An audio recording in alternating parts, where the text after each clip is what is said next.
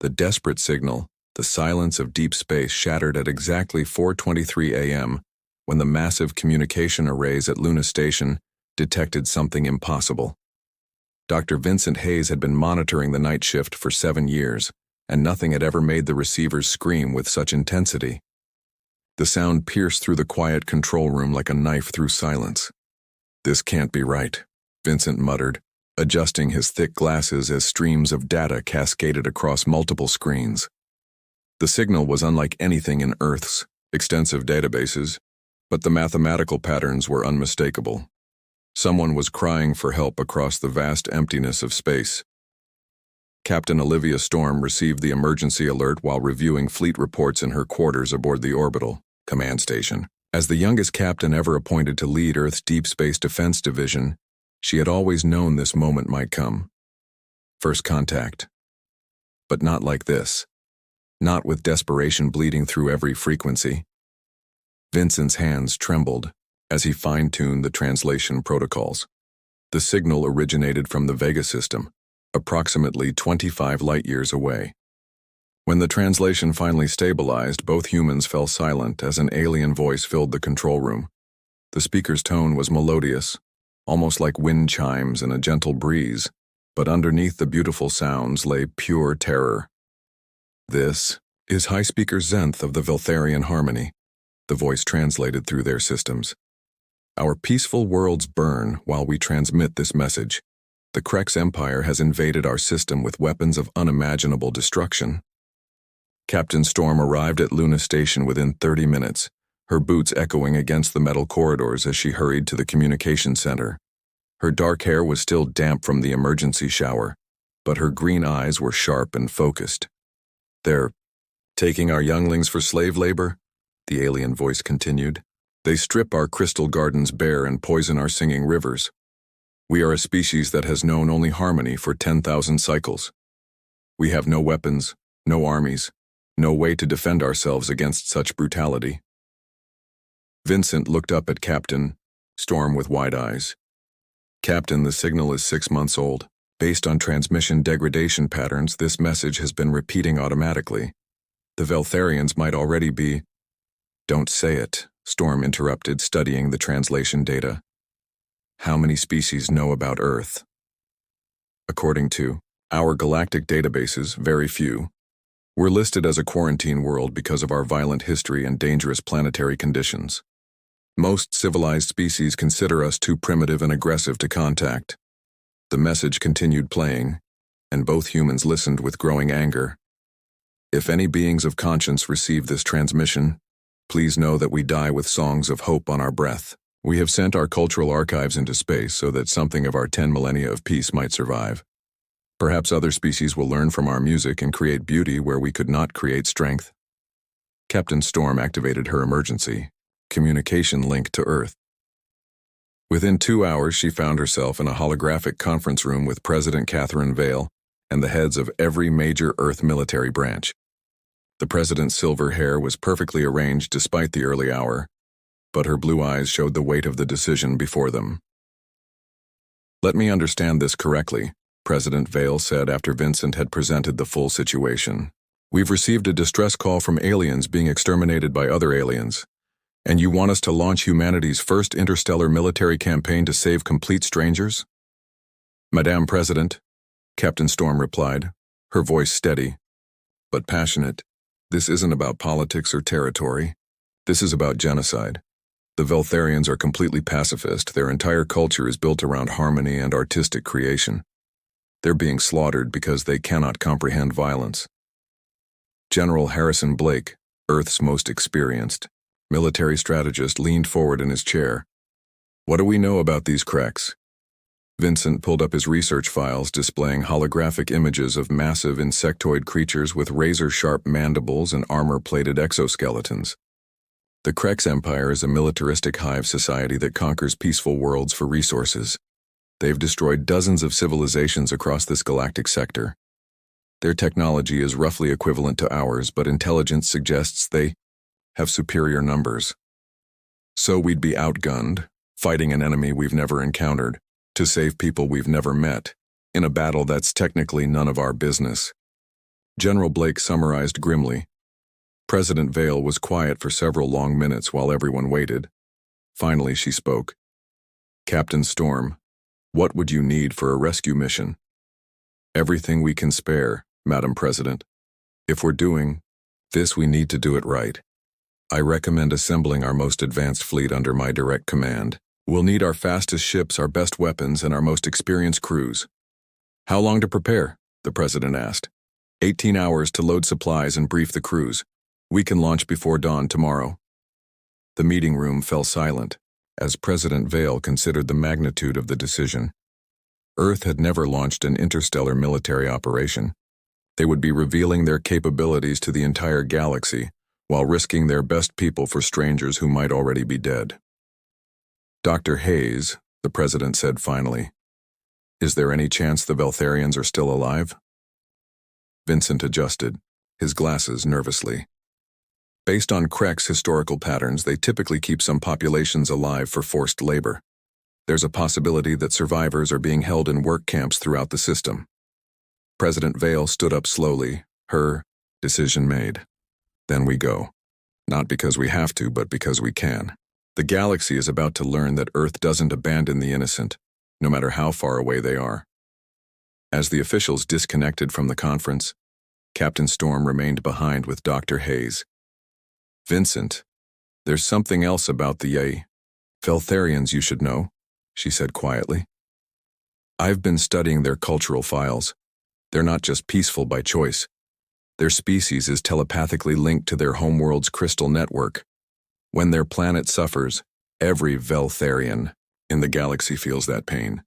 Dr. Hayes felt his stomach drop. That means any survivors aren't just watching their world die. They're experiencing every moment of its destruction as if it were happening to their own bodies. Within 12 hours, Earth's most advanced battle fleet was assembled in high orbit around the moon. 15 ships, including the flagship UES Retribution under Captain Storm's command. As supply shuttles completed their final runs, Storm stood on her bridge, watching the blue marble of Earth slowly rotate beneath them. Captain, Communications Officer Tyler Quinn announced, we're receiving a new transmission from the Veltharian system. Storm straightened. Put it through. The bridge filled with that same wind chime voice, but weaker now, more desperate. This is High Speaker Zenth, transmitting from the ruins of New Harmony.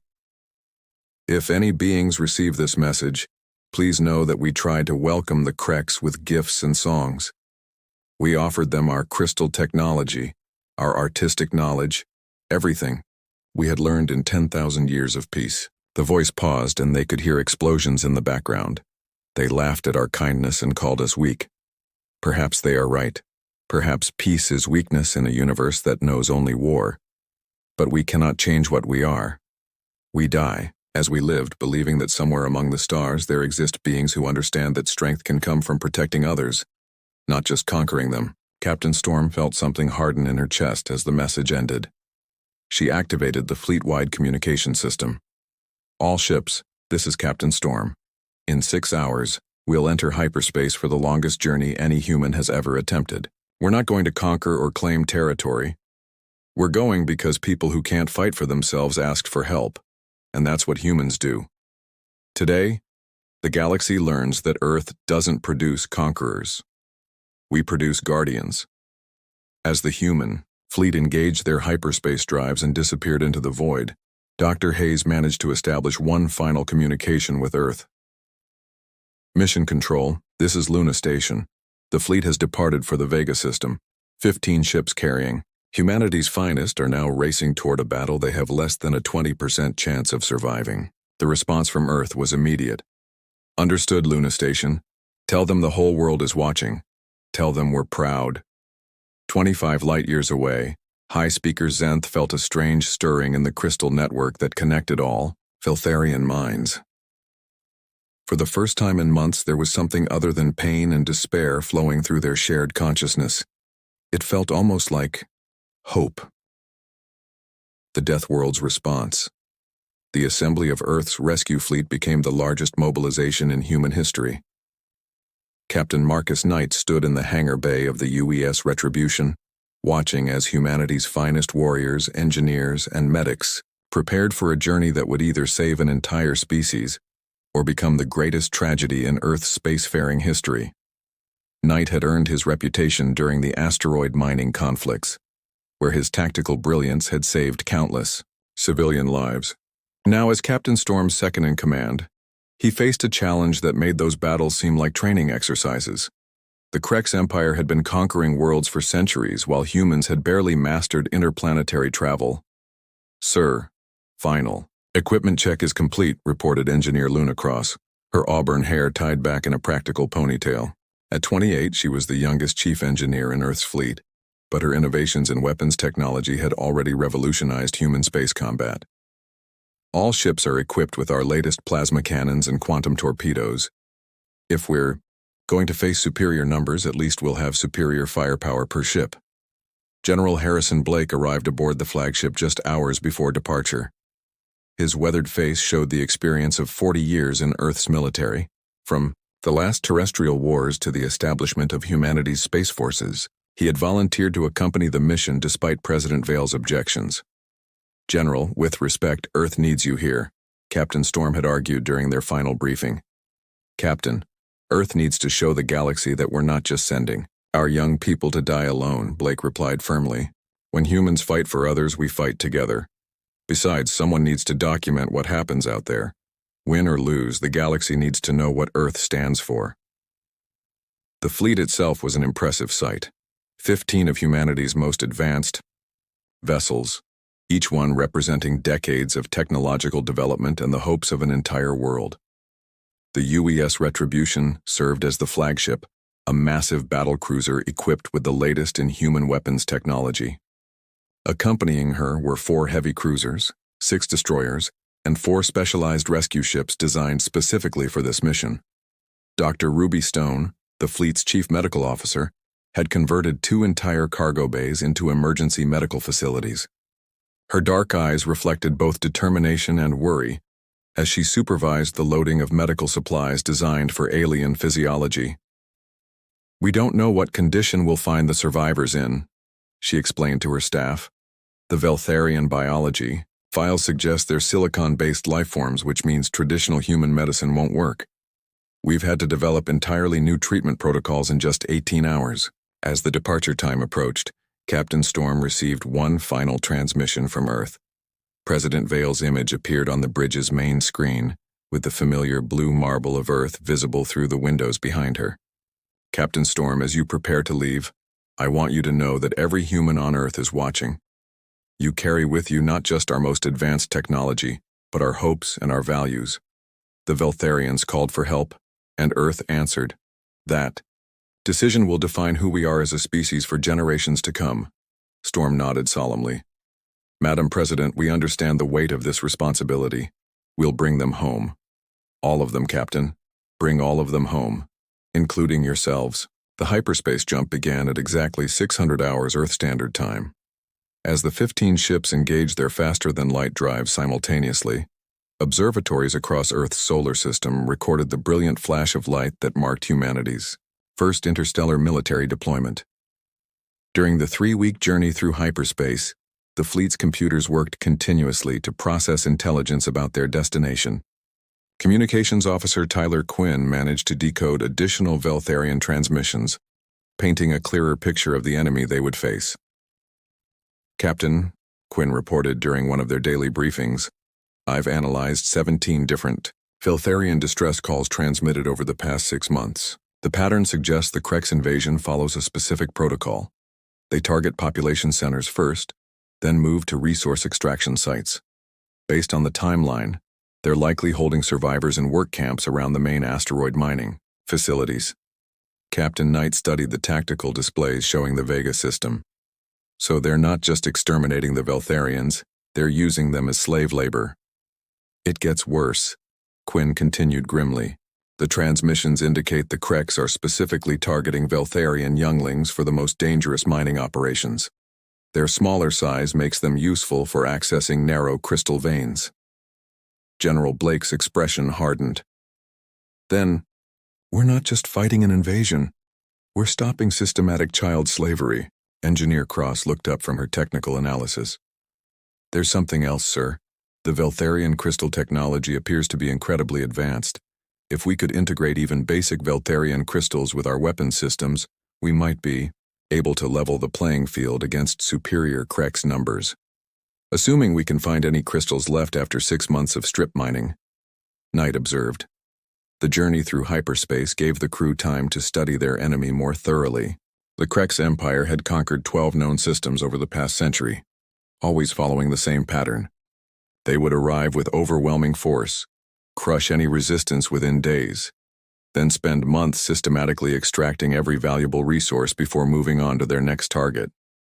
They're not just conquerors, General Blake explained during one of his tactical seminars. They're locusts.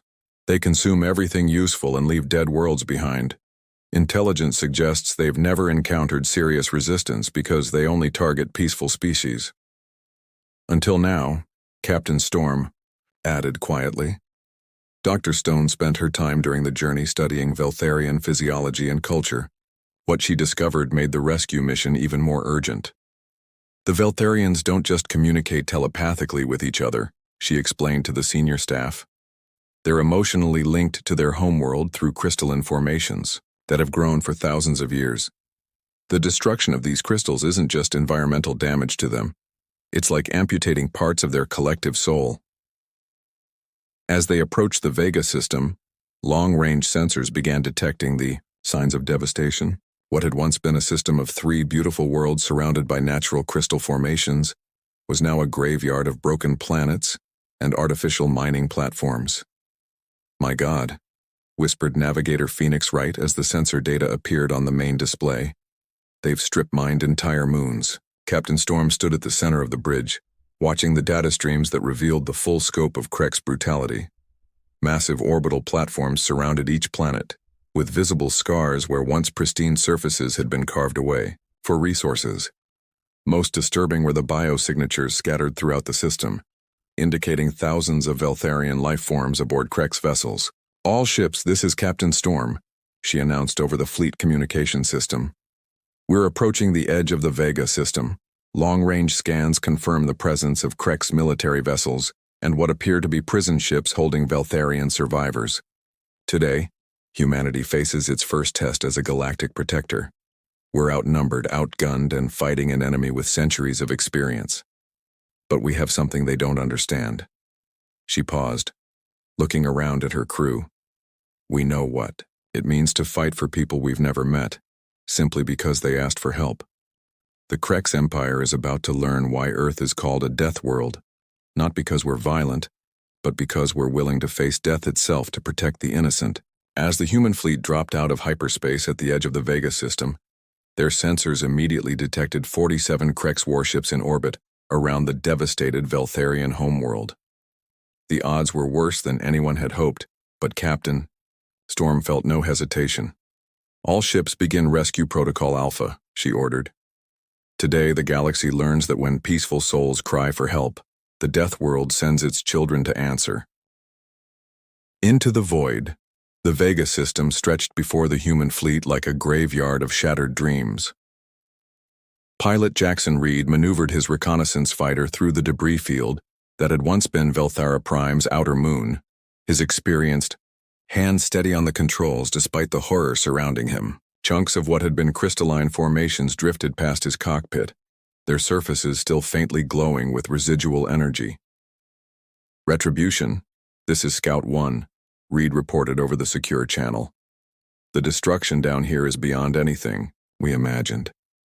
They've literally carved up entire celestial bodies. I'm detecting faint energy signatures from crystal fragments, but most of the formations have been reduced to dust. Captain Storm listened to Reed's report from the bridge of the UES Retribution. Her jaw clenched as tactical displays showed the full scope of Krex devastation. 47 enemy warships dominated the system, their massive forms dwarfing the human fleet. But what truly disturbed her were the dozens of prison ships scattered throughout the asteroid belt, each one containing Veltharian life signs.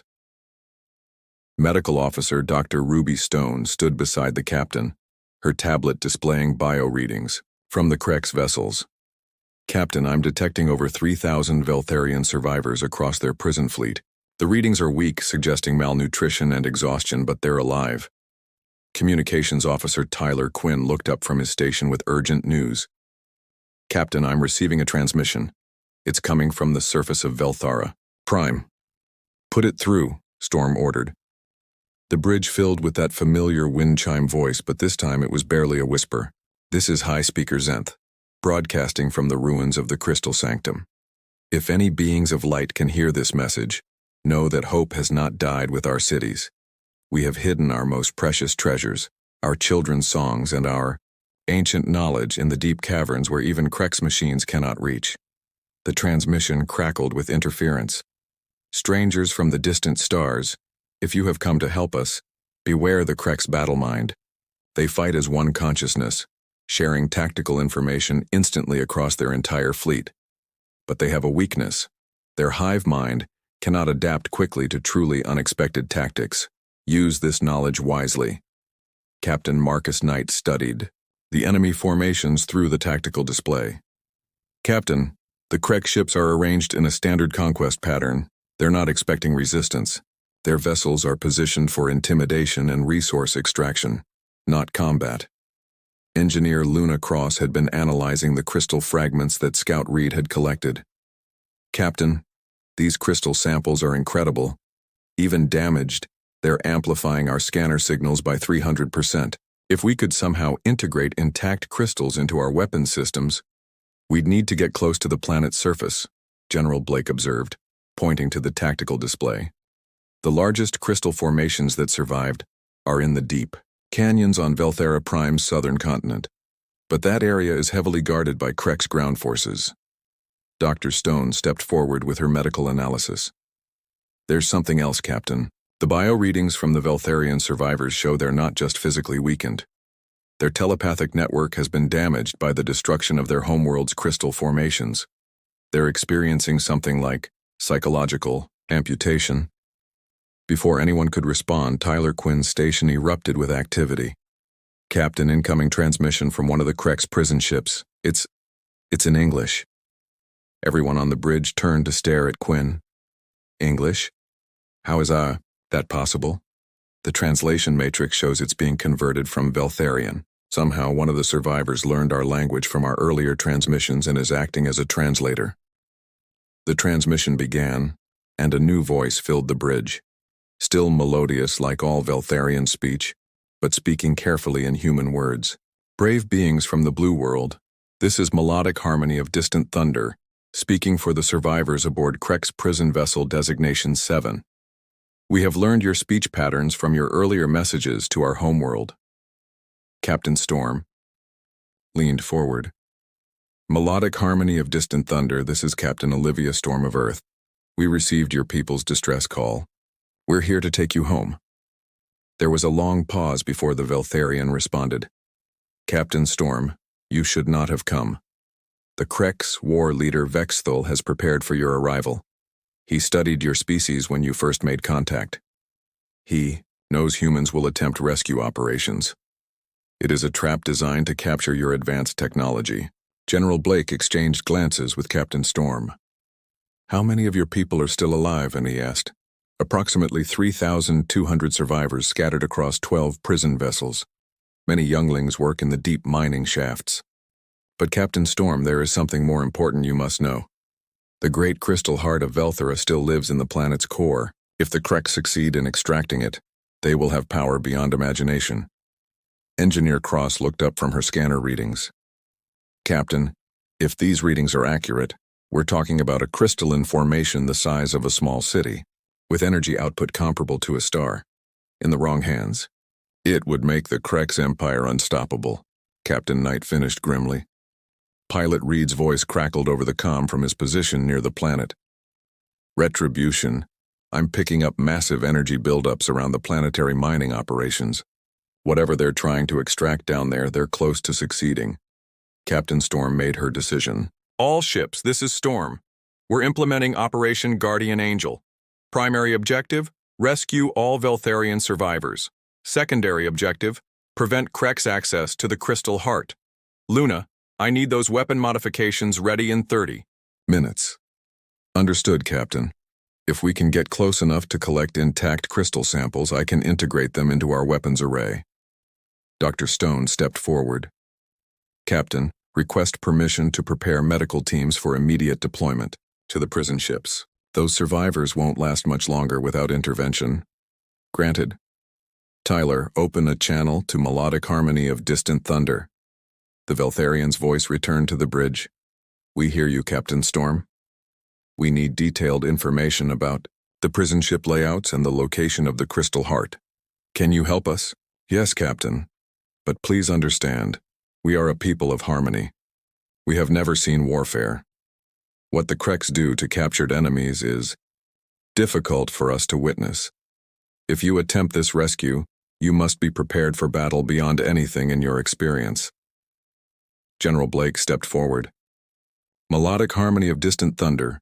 Humans have been fighting impossible battles for thousands of years. The difference is, this time we're not fighting for territory or resources. We're fighting for you. Navigator Phoenix Wright looked up from her charts. Captain, I've plotted optimal approach vectors for the rescue ships. If we use the asteroid field for cover and coordinate our attack with the tidal forces from Velthara's 3 moons, we can mask our approach until we're within striking distance.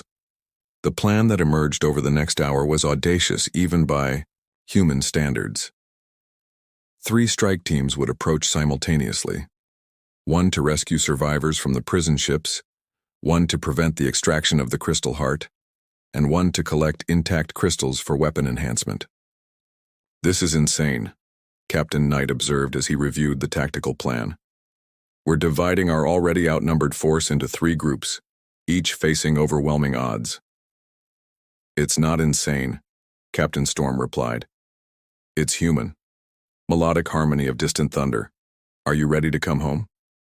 The Veltharians' response carried the first note of hope they had heard since arriving in the system. Captain Storm, for the first time in 6 months, the crystal song whispers of possibility. We are ready. As the human fleet began its approach toward the Kreks formations, War Leader Vexthul aboard his flagship watched the tactical displays with growing interest. 15 primitive vessels approaching 47 ships of the Empire. It would be over quickly. But as Jackson Reed's fighter dove toward the planet's surface and the human fleet split into 3 coordinated groups, Vexthul began to realize that these death-world beings fought very differently than any species the Kreks had ever encountered. The battle for Velthara Prime was about to begin, and the galaxy would never be the same.